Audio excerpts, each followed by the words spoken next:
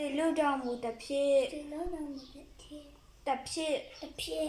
ဘာသာသူအပေါင်းတို့ဤ ဘာတော်သူအပေါင်းတို့ဤ ဝိညာဉ်တို့သည် ဝိညာဉ်တော်သည် တက်ရှိဖြူစင်ခြင်းသို့ လက်ရှိပြုစီရှင်တို့ ရောက်ပါလိမ့်မည် ရောက်လာနိုင်မည် မြေမျက်နှာပြင်သည်လဲ အမြင့်မြတ်ဖြစ်စီလဲ အသက်ပြည့်ပြည့်ခြင်းသို့ အတိတ်ဖြစ်ရှင်တို့ ရောက်ပါလိမ့်မည် ရောက်လာနိုင်မည် ဆုတောင်းကြစို့ သူတောင်းကြသော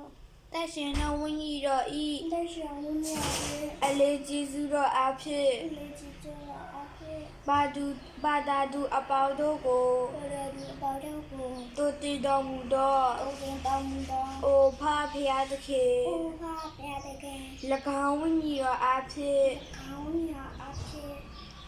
ချမ်းမရကိုနှစ်သက် ချမ်းမြေရကိုမြင့်ကြ၍ ၍တာယာချက်တခြင်းကို လည်းရထိုက်တာခြင်းကို ခံစားအပ်သောငါ